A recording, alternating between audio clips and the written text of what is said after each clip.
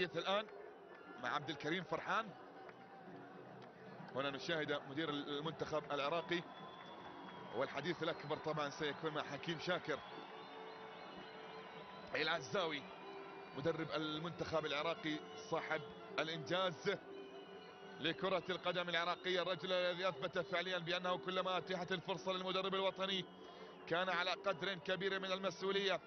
اليوم يكسر عقدة حكيم شاكر كما كانت تسمى في الشارع العراقي بالانتصار في المباراة النهائية لمسابقة بطولة آسيا تحت 22 سنة، وعلى حساب المنتخب السعودي يتوج حكيم شاكر. تعامل كان في كل أيام البطولة بشكل مثالي جدا، يجب أن يشار بالبنان لهذا الرجل وما قدمه مع المنتخب العراقي طوال مشواره في هذه البطولة، ومع هذا الجيل أيضا من خلال مشاركته في بطولة كأس آسيا للشباب وفي نهائيات كأس العالم للشباب، واختياره لبعض العناصر التي كانت حاضرة مع المنتخب الأول أيضا في مسابقة بطولة كأس الخليج، ويجب أن يكون حاضرا أيضا بانتصار في المباراة المهمة الفاصلة للمنتخب العراقي والحاسمة أمام المنتخب الصيني في تصفيات كأس آسيا القادمة بحول الله. كل الأمنيات بالتوفيق للمنتخب العراقي، وأن يصل بجوار بقية المنتخبات العربية الخليجية التي ضمنت التأهل لنهائيات كأس آسيا القادمة في بداية عام 2015 هنالك في استراليا. لقب بطولة كأس آسيا الأول تحت 22 سنة لقائد المنتخب العراقي أحمد إبراهيم، يرفع البطولة الآن. ألف مبروك للعراق، ألف مبروك لأسود الرافدين، ألف مبروك لكل العراقيين في كل مكان في العالم.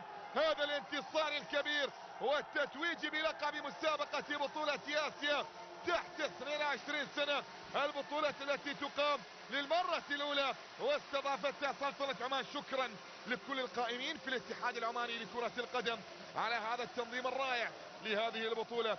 شكرا لكم مشاهدينا الكرام وتابعينا في كل مكان.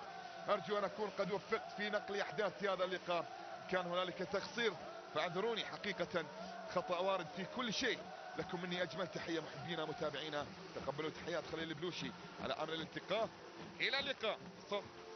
إلى سعود نجدد المباركة مرة أخرى للكابتن عبد القادر زينان. سعود إليك الكلمة.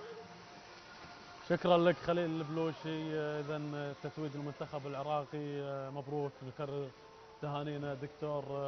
بارك الله فيك وشكرا. ومرة ثانية احنا ايضا من يعني خلال الاستوديو قناة الدوري والكاس نهني المنتخب. احنا صح محددين ونكون حيادين، ولكنه الفريق العراقي فاز بجدارة. نعم.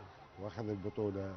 وايضا بالمقابل احنا اعطينا حق الفريق السعودي. الفريق السعودي فريق مثل ما تفضلت الكابتن راد، يعني بالفعل يستحقون التكريم، لان فريق الخط البياني ولاعبين اكثر من جيد.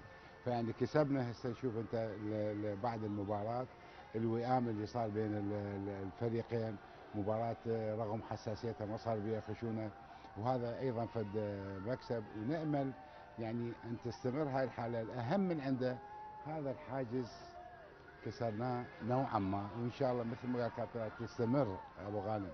نعم. انه هذا الشيء كان كوريا، يابان، استراليا